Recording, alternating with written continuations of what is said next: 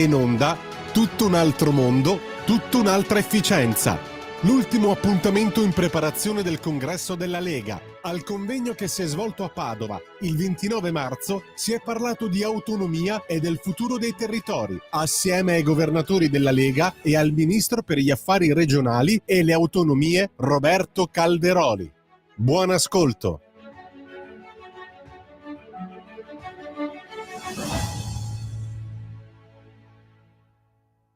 Segretario Stefani, che è identità, e sull'identità ci sarà la sua mozione. Che tipo di congresso sarà? Lei che cosa si aspetta?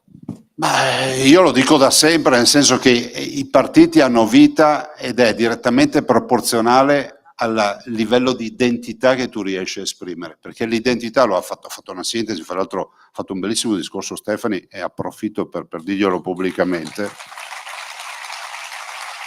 L'identità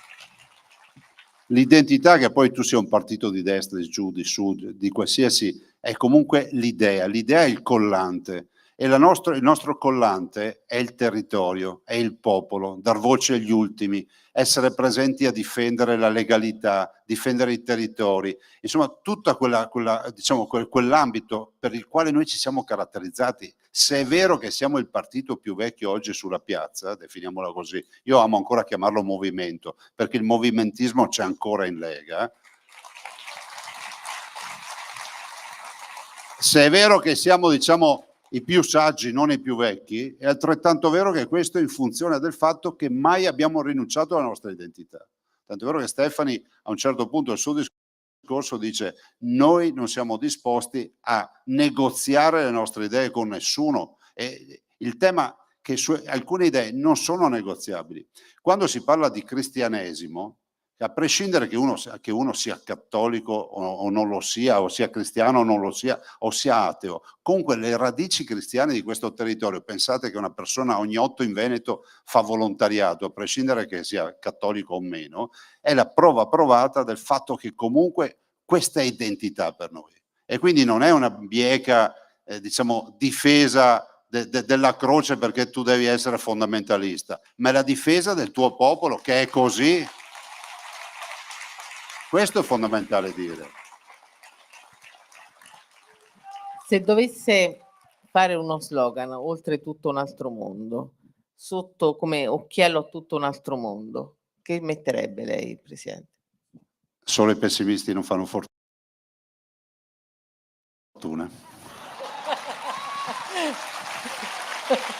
Beh, sentite, potrebbe essere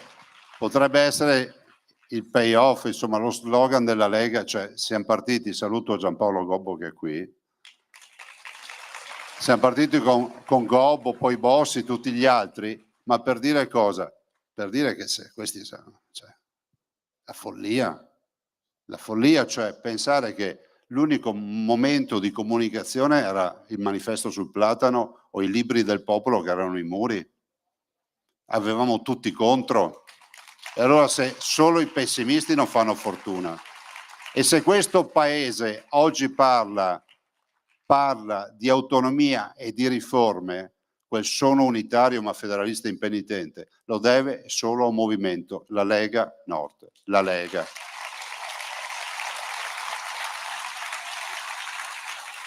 Presidente, adesso allarghiamo il discorso dal Veneto e chiamiamo gli altri governatori. Quindi io chiamerei il Presidente della Regione Lombardia Attilio Fontana.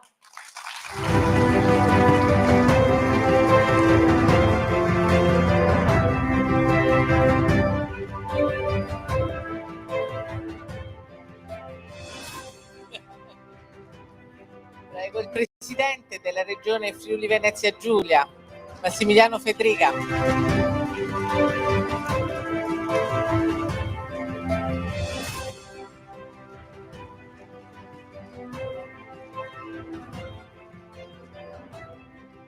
E il Presidente della Provincia Autonoma di Trento, Massimiliano Fugatti. Maurizio.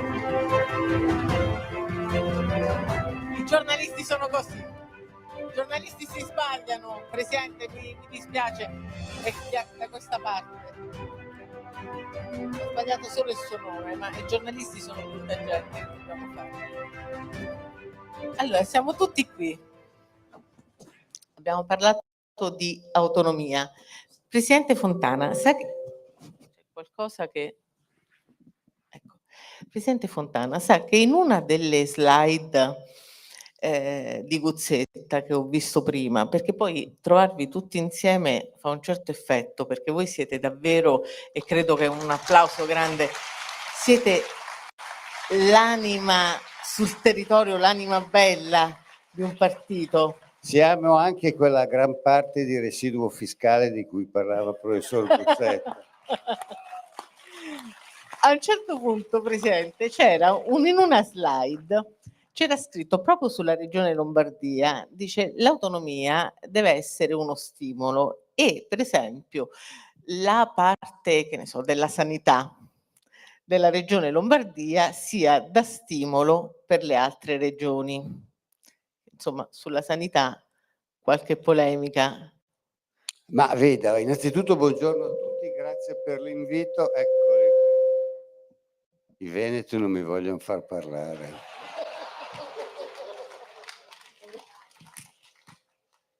Allora, Facciamo così. Ecco, sì, perfetto. Io ho la voce no, facciamo così. Ha un telefono per caso vicino? Ecco, togliamo il telefono. Io ho tolto. Eccoci, ci siamo. Questa è la dimostrazione che non sono molto tecnologico, sono di una volta. No, dunque, a partire dal presupposto che in questo paese tutto sta andando per il verso sbagliato. Qui si cerca di fare polemiche, si cerca di attaccare le persone, si stravolgono le realtà, perché se lei pensa che i più grandi avversari dell'autonomia sono quelli che promossero e che promulgarono la legge sulla modifica del titolo quinto della Costituzione, uno dice: ma siete diventati matti, ma l'avete voluta voi quella legge? Ma poi adesso in questi ultimi giorni è anche di moda parlare di Ventotene, del manifesto di Ventotene. Ma il manifesto di Ventotene parlava di un federalismo spintissimo, parlava di uno Stato centrale quasi inesistente, parlava di tutti i poteri distribuiti sulle regioni, parlava di cose che io... L'altra parte non la ricordo perché non mi riconosco sicuramente, ma laddove si parla di organizzazione dello Stato ci dice esattamente questo, cioè che bisogna avere uno Stato centrale quasi inesistente che i poteri bisogna darli ai territori. Punto. E questo è quello che chiediamo noi. Che non l'hanno letto? Per me non l'hanno capito.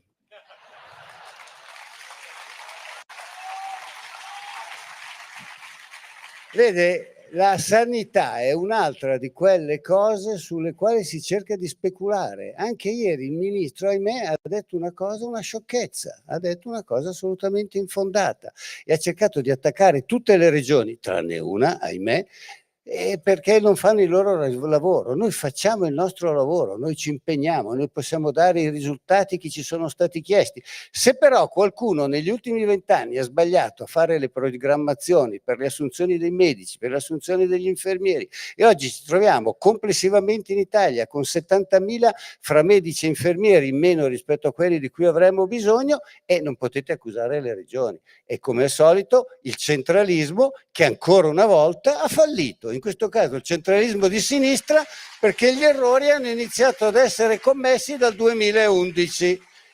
Guardi che se parliamo delle tutte le cose, dalle più basse alle più alte, centralismo contro autonomismo, l'autonomismo non sbaglia mai, vince tutte le battaglie, siamo quelli che costano meno di tutti, siamo quelli più efficienti, non abbiamo bisogno di prendere lezioni da nessuno, e ancora meno da Roma, figuremes.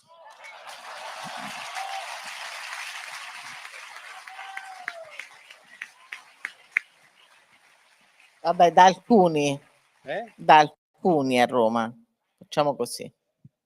Allora sì, anche se Roma io la generalizzo, perché per scegliere quei 5 o 6 che vanno bene preferisco parlare genericamente di Roma.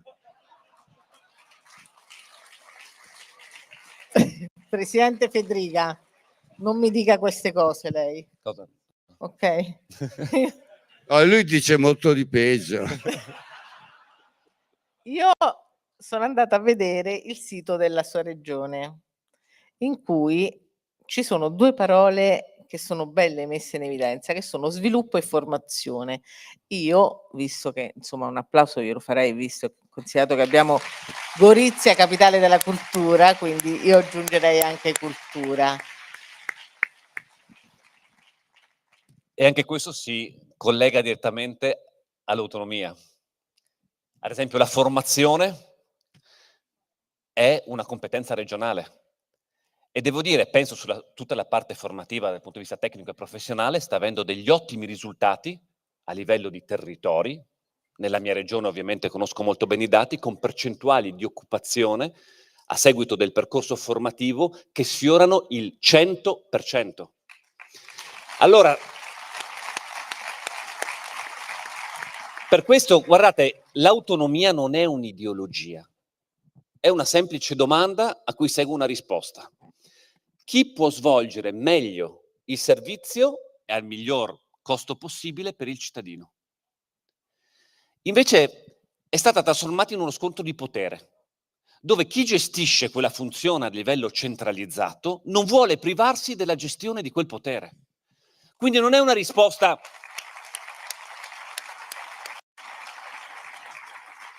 E devo dire di più, e qua bisogna essere molto chiari, tante volte questa riflessione non è fatta dal politico di turno, è fatta dal burocrate di turno.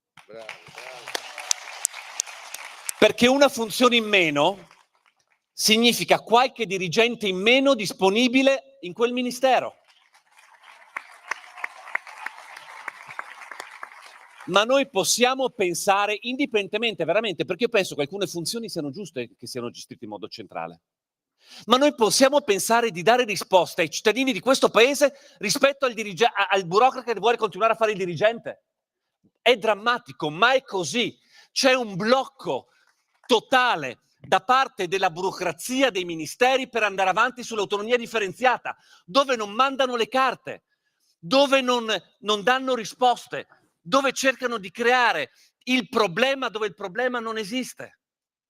Noi questo dobbiamo raccontarlo ai cittadini e lo sforzo enorme, io ringrazio ovviamente il segretario Matteo Salvini, il ministro Calderoli e tutti i ministri che malgrado questo, soprattutto i ministeri della Lega, stanno andando avanti. Ci auguriamo che tutti gli altri ministri facciano lo stesso percorso. E se mi permette aggiungo un'altra cosa che, diciamo, espande il ragionamento rispetto all'autonomia. Ma prima ho sentito parlare, no, dell'autonomia rispetto alla fiscalità, rispetto alle entrate. Io però voglio fare una provocazione, che non è tanto una provocazione. Quando facciamo i ragionamenti, per esempio, sulla disoccupazione, sul rischio povertà ed altro, che è giusto affrontare anche col sistema della sussidiarietà e dell'aiuto centrale, perché anche questo vuol dire autonomia. Però dobbiamo anche abbinare a questo la capacità di spesa dei singoli territori. Perché dico questo? Perché a me sembra un po' particolare che ci sono alcuni territori dove sfioriamo disoccupazioni alle stelle, indici di povertà alle stelle e con capacità di spesa come le regioni di Lombardia, Veneto e Friuli Venezia Giulia. Allora non è che qua c'è... Perché allora c'è qualcosa che non funziona. Cioè noi rischiamo quindi di avere una popolazione, cioè una parte di territorio che paga meno tasse, perché non c'è lavoro, c'è alta povertà, riceve aiuti, perché non c'è lavoro, c'è alta povertà, ma lo stesso indice di spesa. Allora noi non possiamo pensare che valorizzando l'autonomia, che è fondamentale, non combattiamo anche l'evasione. Perché altrimenti noi rischiamo di la doppia fregatura, avere meno tasse pagate e avere altri soldi che vengono trasferiti dove c'è il nero. Il nero dobbiamo combatterlo, non giustificarlo. E su questo magari più controlli e come diceva sempre il professor Guzzetta, che io lo trovo affine perché voi siete bellissimi, ma io e il professor Guzzetta penso che siamo quelli più a sud, io sono abruzzese, lui è siciliano, quindi insomma Però, Sud, però il professor Guzzetta appunto sottolineava come l'opportunità è un'opportunità per tutte le regioni, non è solo per le regioni del nord. Presidente Fugatti, lei prima mi ha detto una frase bellissima, perché quando stavamo discutendo dice: "Ma insomma di che parliamo?" Ha detto: "Bisogna alzare sempre l'asticella." Ce lo può spiegare meglio che cos'è questa? Perché, cioè come immagine è bellissima. Bisogna alzare, buongiorno a tutti, innanzitutto ringrazio il segretario Stefani per l'invito e mi complimento per questa mattinata. Nel senso che dall'intervento che ha fatto prima il professor Galli, che è andato indietro nel tempo, è andato nell'anteprima guerra mondiale e ha detto, si parlava di aspetti federali già all'epoca, di aspetti di autonomia. E io porto, diciamo, l'esempio del mio territorio, della nostra autonomia, che è un'autonomia che non è che è nata dalla mattina alla sera. Alcide De Gasperi, quando il Trentino era ancora impero austro-ungarico, e quindi siamo pre-prima guerra mondiale, e faceva il parlamentare nell'impero austro-ungarico, Vienna, andava a Vienna e combatteva per l'autonomia del Trentino che era nell'impero austro-ungarico. Quindi stiamo parlando di molti anni fa, Dopodiché il Trentino è entrato nel Regno d'Italia e Alcide De Gasperi combatté per l'autonomia del Trentino nel Regno d'Italia. Però ottenne poco all'epoca, siamo diciamo nella pre-prima guerra mondiale e siamo nel post-prima guerra mondiale. I veri, diciamo, aspetti di autonomia nacquero dopo la seconda guerra mondiale.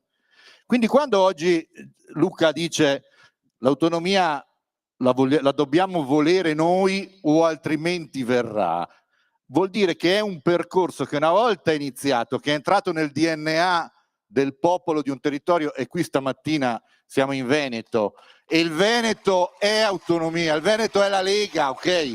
Quando sei in Veneto, e lo dico da leghista trentino, c'è una cosa che la senti e la percepisci e che è una cosa che non morirà mai.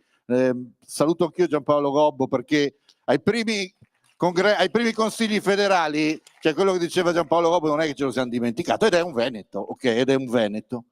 E quindi è una cosa che nasce, che deve essere coltivata, ma che serve tempo. Noi oggi col ministro Calderoli, come provincia autonoma di Trento, e ringrazio il ministro Calderoli per il lavoro che sta facendo per l'autonomia del mio territorio in questa fase, stiamo portando avanti un altro accordo con lo Stato, e saremo in grado di farlo, ritengo, perché ormai siamo abbastanza avanti con il governo Meloni, ovviamente.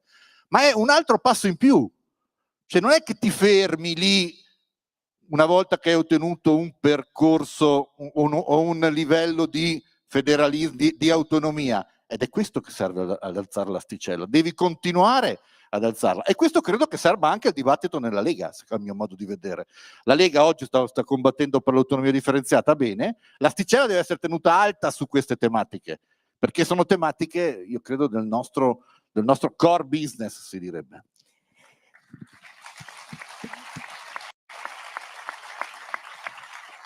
La prossima settimana voi affronterete il congresso. Oggi appunto vi faccio la stessa domanda che ho fatto al presidente Zaia. Cioè la parola che è stata usata appunto da Stefani è stato identità. Che cosa vi aspettate, presidente Fontana? Ma mi lasci prima dire una cosa sul federalismo, perché seguendo quello che diceva prima proprio Maurizio, e cioè che bisogna fare un passo dopo l'altro, Io non capisco perché un passo l'abbiamo già fatto, ma non decidiamo di salire sul gradino. E cioè il federalismo fiscale è già stato approvato nel 2009, ci sono i decreti attuativi del 2012, è soltanto questione di applicazione. Beh, io credo che questa debba essere immediatamente richiesto che venga applicato, perché è vero, è stato inserito nel PNRR che andrà quindi a giugno del 2026, ma questa è una prova. Noi dobbiamo mettere alla prova anche la nostra maggioranza per vedere se è stabile e forte a portare avanti le vere riforme. Questo è tutto pronto, non c'è bisogno di fare niente, non c'è bisogno di spiegare niente, non c'è bisogno della Corte Costituzionale, non c'è bisogno di adeguarci a niente. Punto. Questo si deve fare domani mattina. Punto. Poi vede, sull'identità è stato detto, ripetuto, noi siamo l'unico, io sono d'accordo con Luca, noi siamo l'unico movimento che è nato per un'idea, che ha sempre avuto quest'idea e che morirà con quell'idea. Noi non siamo come quelli che un po' sono centralisti e un po' sono autonomisti. Noi siamo autonomisti, noi siamo per i territori, noi siamo per la libertà dei popoli, noi siamo per la possibilità di dare alla gente di dire la loro e di decidere sul territorio. Questo è qualcosa.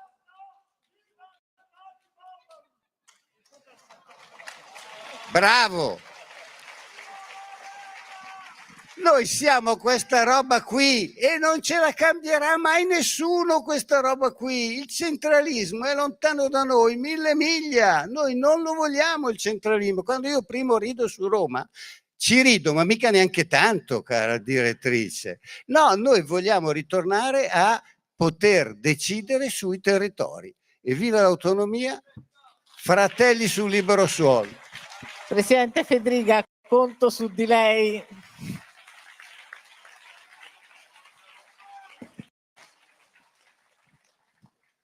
L'identità, io penso che si possa riassumere nelle diversità.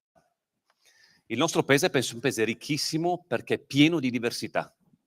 E anche, abbiamo parlato finestra dell'autonomia, la risposta istituzionale deve avere risposte specifiche per quelle diversità. Pochi paesi al mondo hanno queste diversità.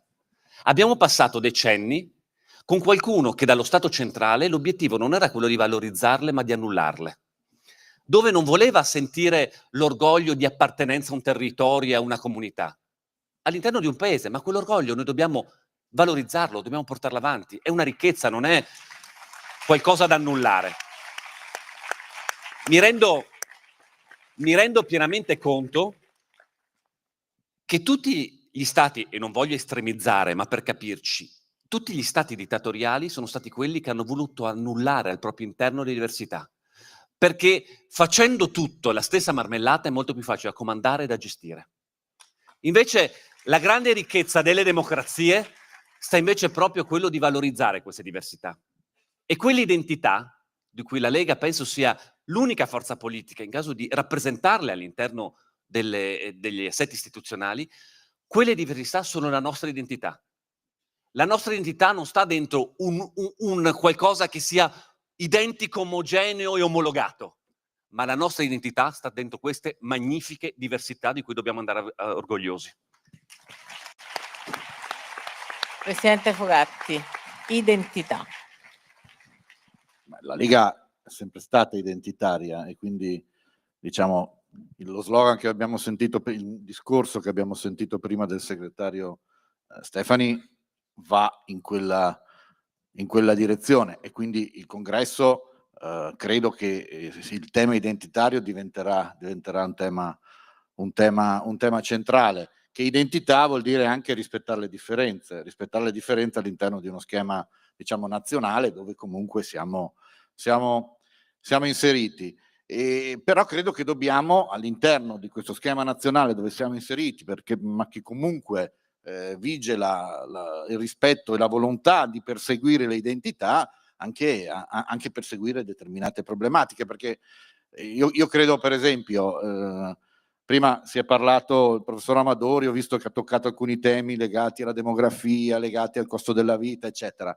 Insomma, è chiaro a tutti che un contratto nazionale applicato, una volta si chiamavano gabbie salariali, non chiamiamole più così, diamole un altro nome perché magari non piace, però quel tema lì c'è, è inutile che ci nascondiamo dietro un dito. Un contratto a Verona, a Trento o in altre realtà nazionali con lo stesso costo, con lo stesso valore del contratto, con un costo della vita diverso, è chiaro che poi le famiglie del nord fanno fatica. Questi sono temi che non possiamo togliere dall'agenda di un partito identitario come il nostro. Dobbiamo avere il coraggio di continuare a portare avanti, pur all'interno di un discorso chiaramente complessivo nazionale. Allora,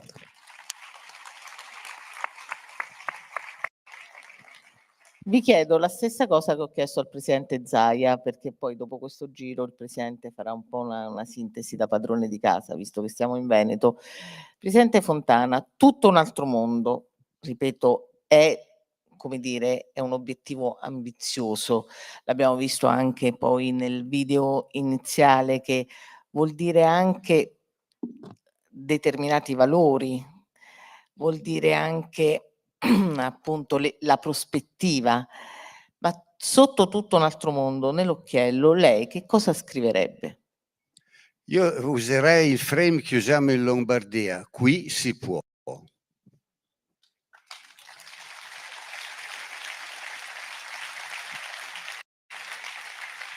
Presidente Fedriga. Non sono in grado probabilmente di semplificare tutto un altro mondo in un claim, pure facevo pubblicità, però mi viene difficile, però penso che sia, ecco, vorrei declinarlo forse così, ecco, tutto un altro mondo anche nel fare politica. E lo dico perché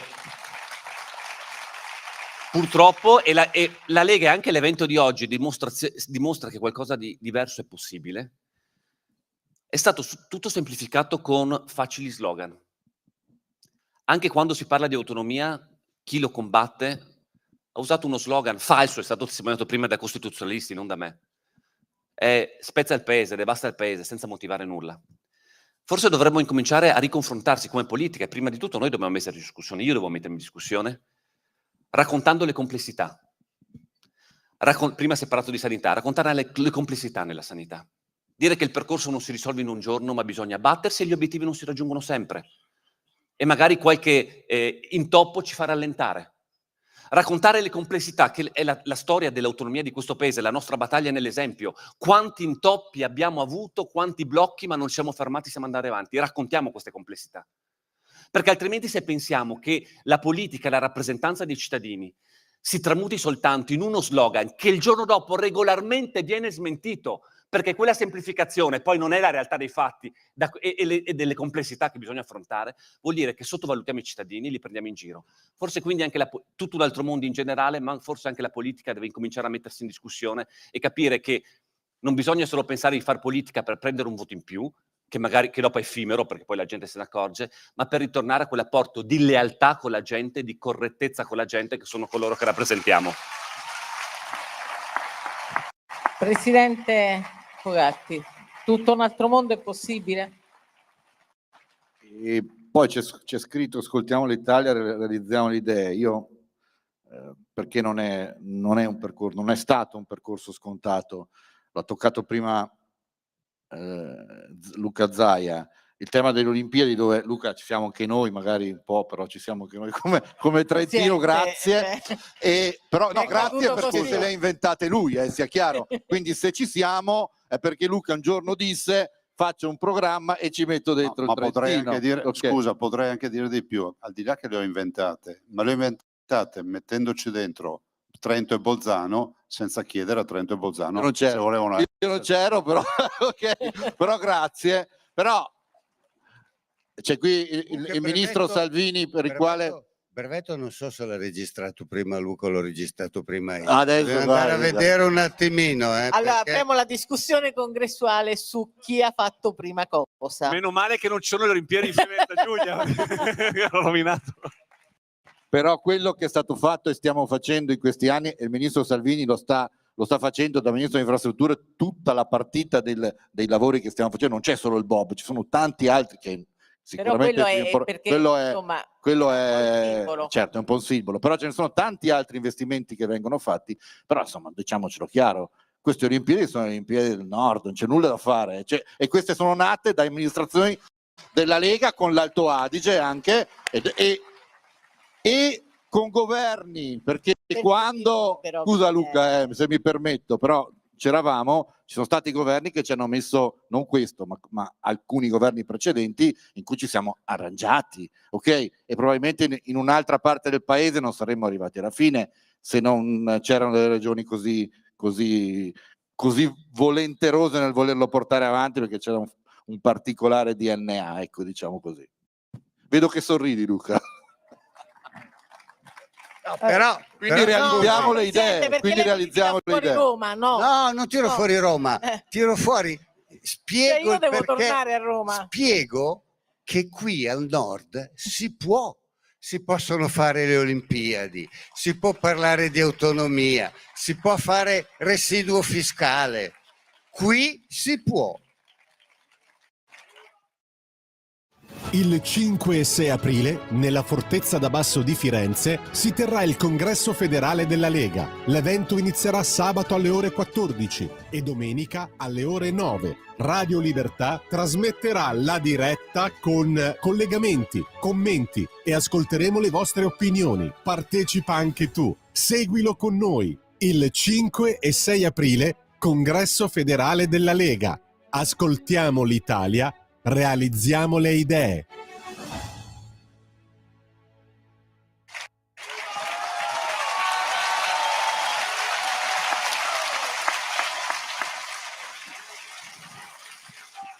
Presidente, concluda, mi arrendo. Ma non fai la domanda. No. Beh, sulle Non Olimpiadi faccio siamo nessuna stati domanda. chiari, no? Abbiamo le Olimpiadi nel 2026, 6 febbraio, quindi tutti pronti. Ma direi, non sono così autorevole. Vabbè, ma in 3 secondi posso solo dire questo, che ne viene fuori che è un paese che ha un sacco di opportunità, che è il paese più bello al mondo. Pensate che noi siamo lo 0,5%, siamo lo 0,5% della crosta terrestre, l'Italia, ed è il paese che ha più siti UNESCO, il secondo è la Cina, è il paese della biodiversità, è il paese di Michelangelo, di Donatello, di tutto quello. Immaginate solo che entrate nei musei del mondo e se dite per un attimo, idealmente, togliamo tutte le opere italiane, chiudono i musei. Ecco, questa è l'Italia, no?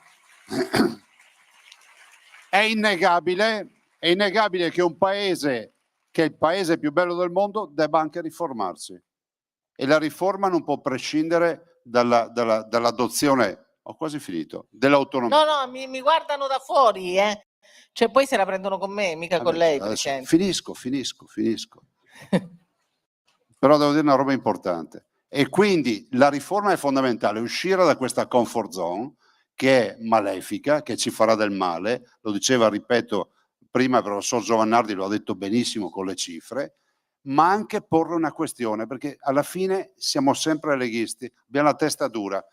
Esiste una questione del Sud, è innegabile che questo sia un paese che ha 3.000 miliardi di debito pubblico, che i bimbi in base a dove nascono sappiamo che futuro avranno, che ci sono cittadini in giro per l'Italia costretti a farsi le valigie per curarsi fuori regione, e queste sono le disuguaglianze, e c'è una questione imminente da risolvere del Sud, ma ce n'è anche una imminente da risolvere che è la questione del Nord.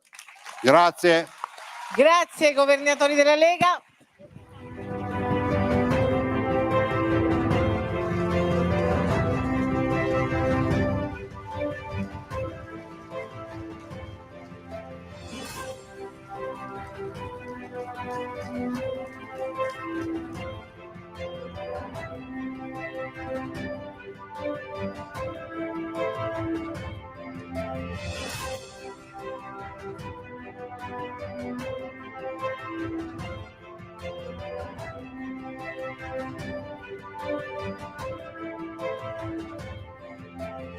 Ringraziamo, grazie infinite. Maria Antonietta Spadoccia, un applauso grandissima. Come avete visto, questi sono gli amministratori della Lega, capaci, umili, lavoratori che hanno veramente una visione.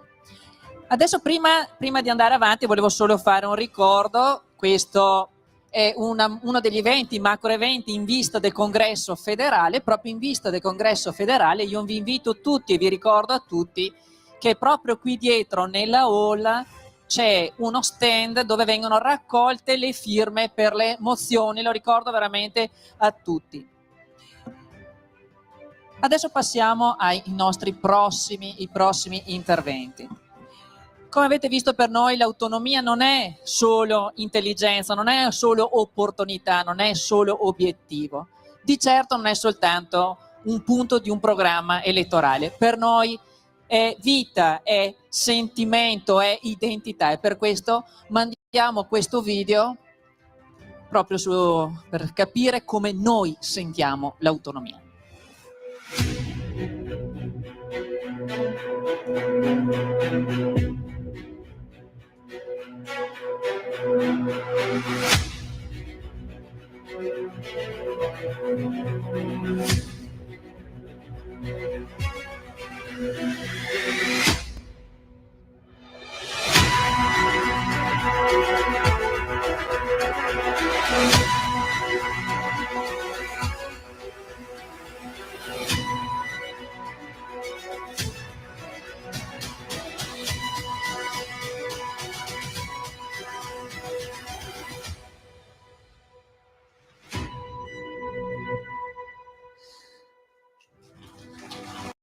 Grazie, grazie, grazie.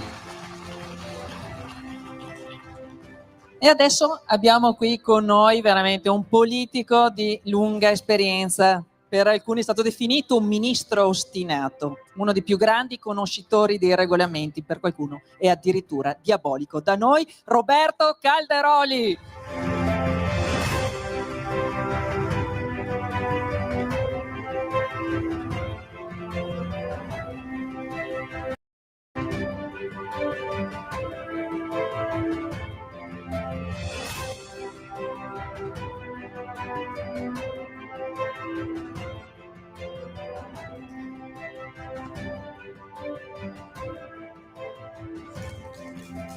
Sono contento di essere in Veneto a parlare di autonomia, ma tutte le volte che vengo a parlarvi di autonomia mi sembra di essere un venditore di ghiaccioli al Polo Nord, perché se nel 2017 hanno votato il 98,02%, io non ho intenzione di convincere l'ultimo 1,9%, perché per me si è sbagliato e basta. Parto dalla locantina della manifestazione. Tutta un'altra efficienza, la sfida dell'autonomia. Tutto un altro mondo. Io non so se ci sarà un altro mondo. Con l'autonomia sicuramente ci sarà un'altra Italia. E lo dico con un preciso riferimento a un rischio che noi corriamo, non solo nelle battaglie che facciamo a casa nostra, ma che può invece venirci dall'alto, dall'Europa.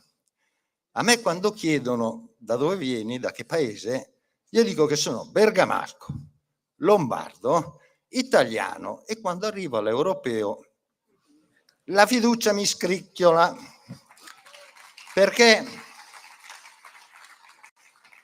un tempo scherzavamo sul diametro dei piselli, sulla lunghezza delle zucchine, il diametro dei cetrioli, poi abbiamo iniziato a ridere un po' meno quando ci ha messo il diametro delle telline o delle vongole, perché hanno iniziato a fare danni. Hanno fatto il Green Deal, sono riusciti in un colpo a far chiudere tutte le aziende automobilistiche europee o a metterle in crisi. Adesso io vedo nella sentenza Corte Costituzionale di cui hanno parlato sia il professor Galli e Guzzetta, in cui le limitazioni che la Corte pone all'autonomia rispetto alle materie differenziate discendono da dove? Dai vincoli della normativa comunitaria, per cui ti dicono no, questa materia non è anche più di competenza dello Stato, è di competenza europea, e quindi quella lì non la puoi più trasferire. Quindi la battaglia in Parlamento nazionale sì, ma tanta battaglia anche in sede europea, perché se no noi rischiamo di fare la figura dei polli di Renzo che litigavano prima che li buttassero in padella. Noi rischiamo di litigare a casa nostra e poi finiamo in padella e facciamo la fine dei polli di Renzo. Tutta un'altra efficienza. Per me autonomia è responsabilità, trasparenza e quindi efficienza.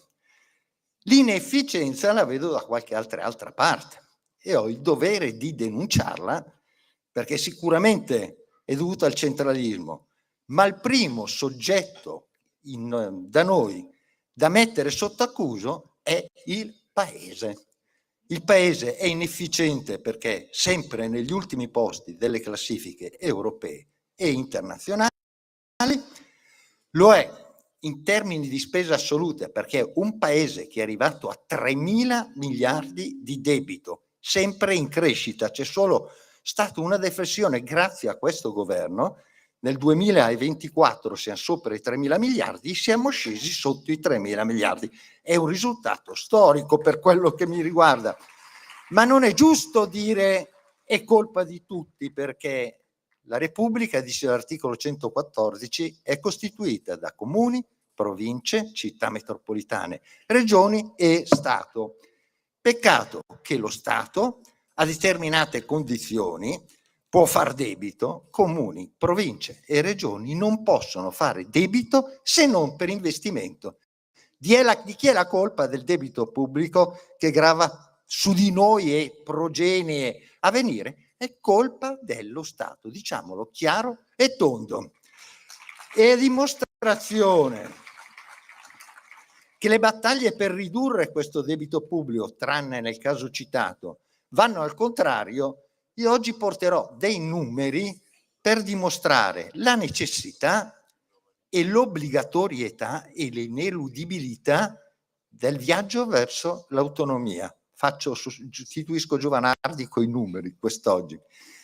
Prendo Istat, 100 euro spesi nel 2009, le spese spesi dallo Stato sono diventati 163 euro, alla faccia del contenimento della spesa pubblica. 100 euro spesi dal comune sono diventati 106 euro. C'è stata anche l'inflazione. 100 euro spesi dalla regione sono diventati 86. Sono scesi dal 2009 al 2022 del 16%. E in più le regioni hanno addirittura acquisito anche le funzioni delle province, per cui avremmo dovuto avere una maggior spesa da parte delle regioni. Chi è efficiente in questo settore? Mi sembra che la risposta sia assolutamente chiara.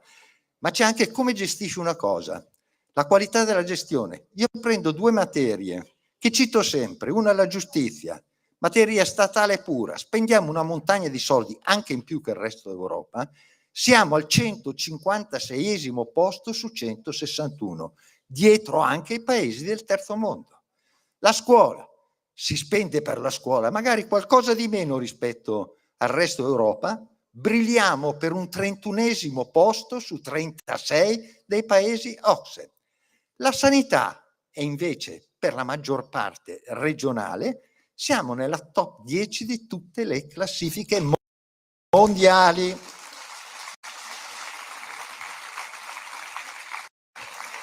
Funziona tutto in sanità? Assolutamente non è perfetta. Però cosa ci mancano? I soldi, sì, mancano. C'è un punto in meno di PIL rispetto alla media europea.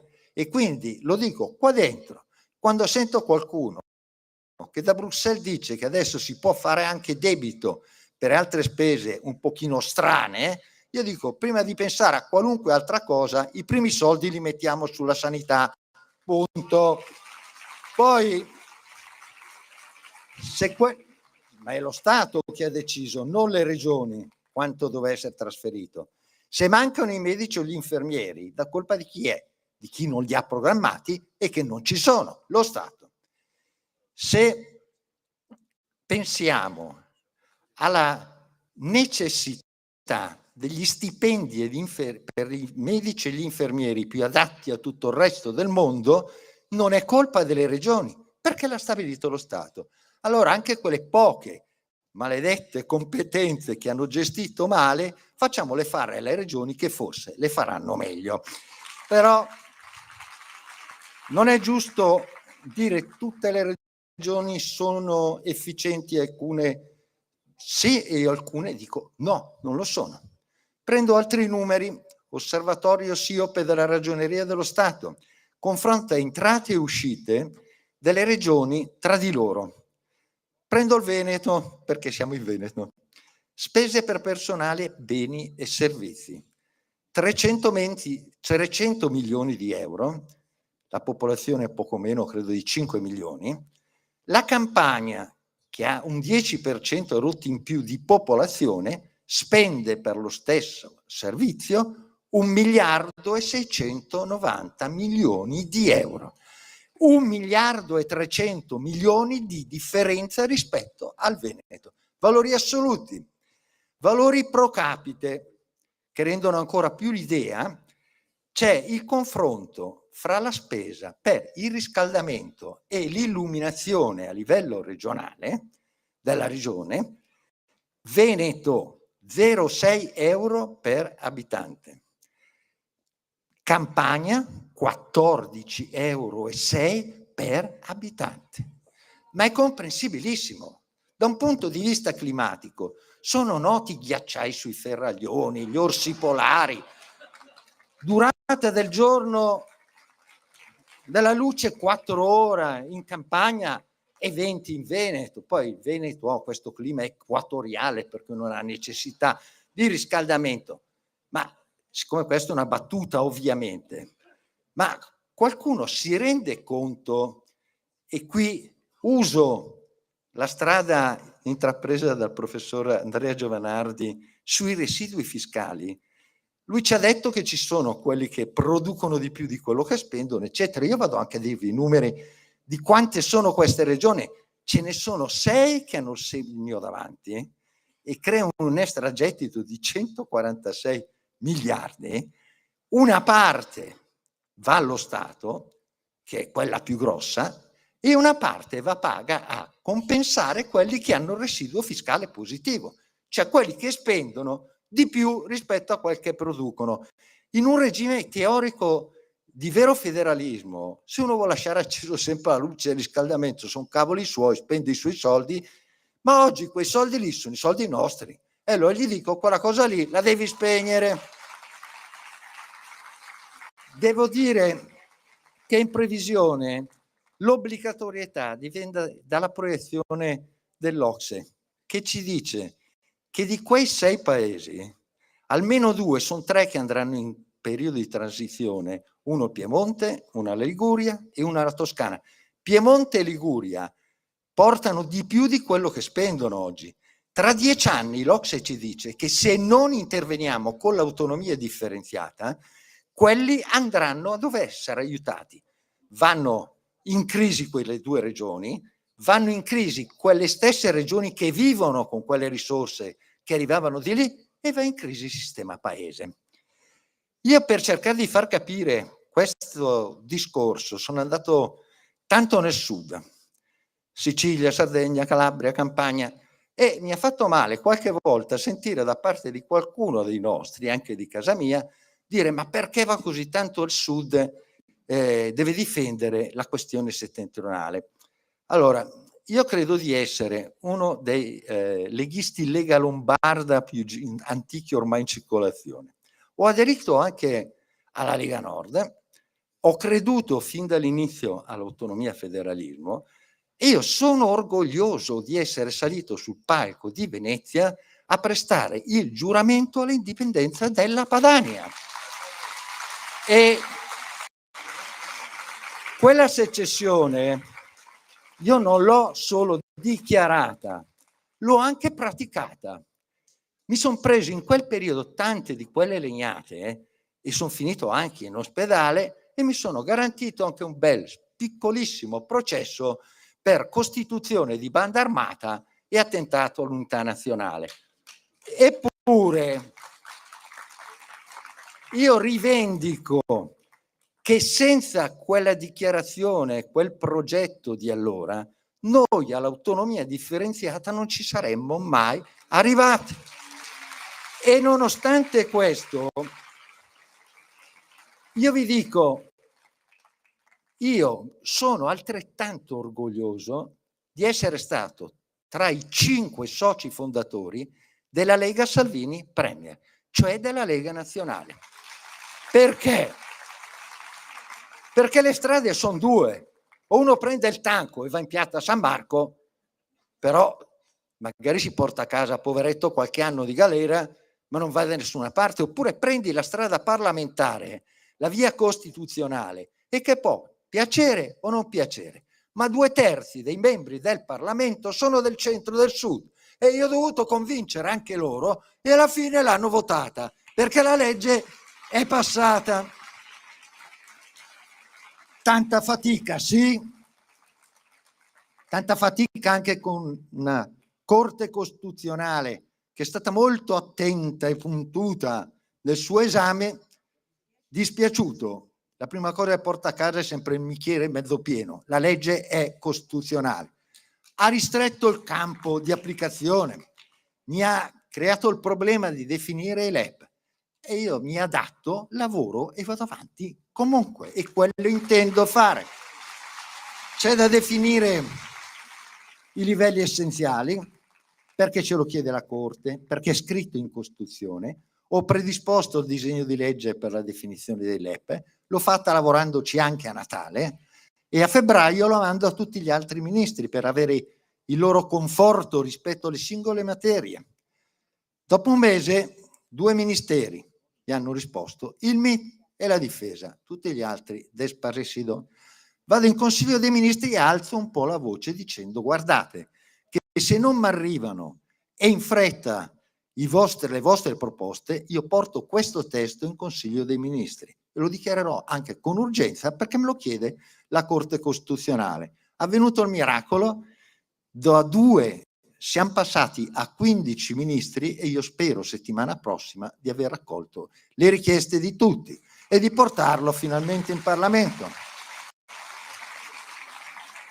L'intesa, quel testo a cui stiamo lavorando rispetto alla protezione civile, assolutamente ci stiamo lavorando. Abbiamo raggiunto l'accordo tra 7 ministri coinvolti, con la Presidenza del Consiglio. Abbiamo trovato a mettersi attraverso un burocrate, un tecnico. Io credo che la stagione che la burocrazia possa modificare e interrompere il cambiamento in questo paese debba essere dichiarata finita. Noi abbiamo uno strumento davanti che sicuramente sarà il congresso di sabato e domenica prossima.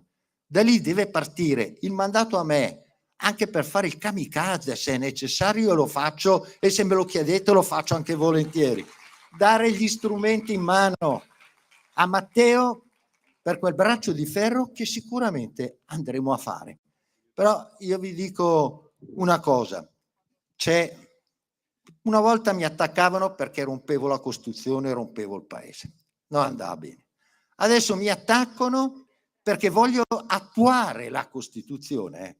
No, nella Costituzione c'è scritto autonomia differenziata, c'è scritto all'articolo 119 il federalismo fiscale che ho scritto io nel 2009 e come diceva Fontana adesso portiamola a casa e attuamola. E abbiamo fatto proprio nei giorni scorsi una riunione con Salvini e con Giorgetti e abbiamo fatto il piano per cui attraverso la legge delega fiscale e quindi la definizione dei vari tributi che devono essere dati a regioni, comuni e province, attraverso una fiscalizzazione di tutti i vecchi trasferimenti entro non il 2026, Alberto, ci arriviamo addirittura forse prima, entro il 2025 la completa attuazione del federalismo fiscale perché è un obiettivo del PNRR. Punto. Quando c'è il PNR, una volta tanto ci torni utile. Chiudo con una considerazione fatta prima sulla bandiera. Vedevo la bandiera con Leone di San Marco. L'ho visto con il libro aperto, ma si può sempre chiudere. Se qualcuno pensa di fare diversamente, è una buona notizia al presidente Maurizio Fugatti. Ieri sera alle 19:38 ho sottoscritto col DAGL il testo che vi verrà sottoposta questa settimana di revisione dello Statuto speciale di Trento, di Bolzano, ovviamente col coinvolgimento anche di Compaccer e di tutte le forze politiche. A questo punto buona prosecuzione, io ci sono e so che ci siete anche voi.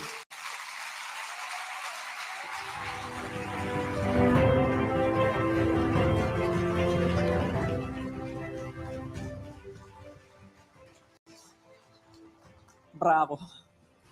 Adesso arriviamo al clou della giornata, il momento che tutti noi aspettiamo. Ci sono uomini che segnano la storia di un movimento, la storia di un partito, ma la storia anche della stessa politica e la storia anche di una nazione. Ci sono delle persone per le cui si distingue il prima e il dopo. Allora, per capire chi è, vediamo subito un video.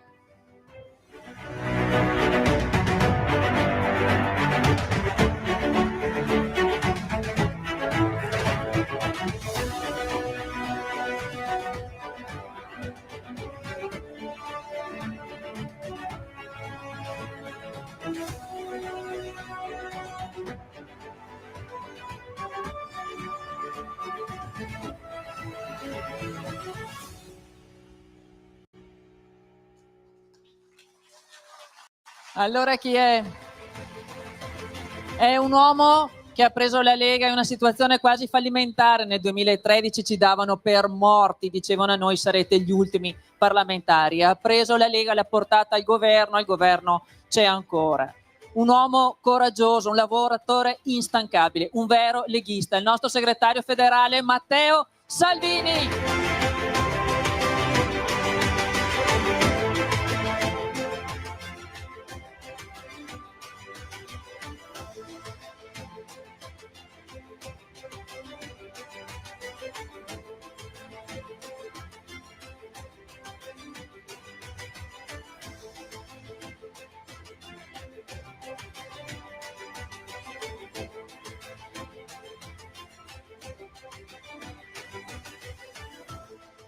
Grazie, è emozionante, quante volte ci hanno dato per morti ma ci allungano la vita ogni volta, e quindi siccome ci stanno seguendo via streaming fate sentire il calore di Padova a tutta l'Italia che ci sta seguendo.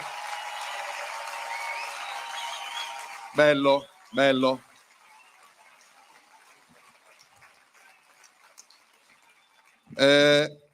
Nell'ottica dell'identità e del percorso mi piacerebbe che ci fossero coloro che sono il mio futuro insieme su questo palco a rappresentare la sintesi fra coloro che sono partiti. Giustamente si è parlato di Paolo Gobbo e se io sono qua, se noi come comunità siamo qua, è grazie a che ho cominciato in Veneto. E grazie anche a due mostri come Umberto Bossi e Roberto Maroni, senza i quali non saremmo arrivati dove siamo oggi. E la linea di continuità si vede, si tocca. Ed ero emozionato quando sentivo parlare Alberto Stefani, che è del 92, e nel 92 qua c'è gente che aveva già da qualche anno la tessera della Lega in tasca e che ha fatto la tessera, gliel'ho chiesto ad Alberto, quando hai fatto la prima tessera della Lega nel 2009. Quindi questo ci deve dire che dobbiamo essere custodi, gelosi e orgogliosi di quello che abbiamo fatto e dobbiamo essere all'altezza del futuro, quindi aprire, spalancare le porte a chi arriverà e farà la tessera domani mattina. Mi piacerebbe parlare insieme ai ragazzi e ai giovani della Lega di tutte le province del Veneto, che invito a salire. Fategli un applauso, perché nelle scuole, nelle università, nelle fabbriche, negli oratori ogni giorno portano avanti idee di libertà. E a nome dei 500 sindaci della Lega, di cui 161 in Veneto, e faccio solo un accenno rapidissimo alla giustizia, ricollegandomi a Roberto Calderoli, e spero che un veneto come Carlo Nordio porti a casa una riforma della giustizia che mai come adesso è fondamentale, perché non possiamo essere in balia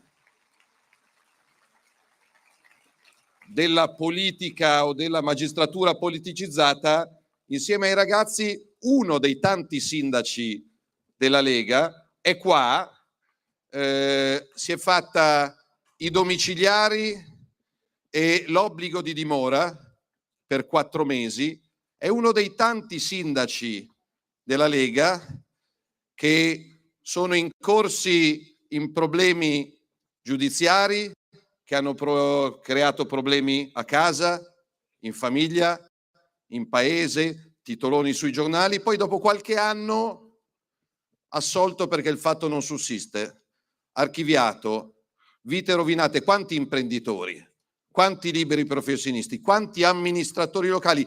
A nome di tutti gli amministratori locali della Lega invito Cristina Santi, sindaco di Riva del Garda, che questa settimana è stata liberata dall'obbligo di dimora a stare qua. E faccio con lei un applauso a tutti gli amministratori della Lega che sono finiti nelle maglie della magistratura da innocenti. Non è possibile che si rovini la vita alla gente senza che nessuno ne paghi le conseguenze. E mando anche un abbraccio a un altro sindaco che avrebbe voluto essere qua, che però è ancora ai domiciliari perché è socialmente pericoloso, secondo il tribunale, al sindaco di Vigevano Andrea Ceffa, un'altra persona assolutamente per bene, che uscirà a testa alta da questo calvario giudiziario. Non la faccio lunga perché è sabato per tutti. Ho cominciato la mia mattinata visitando la Basilica di Sant'Antonio, accompagnato, non lo conoscevo, mi ha visto entrare in Basilica Frate Loreto, che mi ha spiegato tutto lo straordinario che c'è lì. Però sono 3 eventi, il primo ad Ancona, sull'economia, sul fisco, sulla burocrazia, insieme al ministro Giorgetti, il secondo a Napoli, venerdì scorso, con i ministri Valditara e il ministro Piantedosi a parlare di educazione, di istruzione, di merito, di sicurezza. A proposito, proprio ieri in Consiglio dei Ministri è stata sancita un'altra vittoria, un'altra promessa mantenuta dalla Lega, si parlava di sanità, la cancellazione del test di ingresso a medicina fondato sulle crocette e sulla fortuna, e sarà il merito dopo 6 mesi a stabilire chi ha quella vocazione e chi no. Però una storia di continuità, lo diceva Calderoli, lui ci ha rischiato la libertà, anch'io mi sono fatto un processino che è durato qualche anno, ed è assoluta continuità, lo dico ai giornalisti, a coloro che vogliono capire, a coloro anche che non vogliono capire, la linea di assoluta coerenza della Lega dagli anni '80 a oggi. Nel 2025, se si è autonomisti e federalisti a livello italiano, e quindi puntare sul metodo, sul merito, sull'efficienza, sulla velocità, sulla responsabilità, non si può che essere sovranisti a livello europeo, perché altrimenti rischiamo di portare competenze a Milano, a Torino, a Padova, mentre qualcuno a Bruxelles svuota completamente queste competenze. Quindi una storia... Stai ascoltando Radio Libertà. la tua voce libera, senza filtri né censura. La tua radio.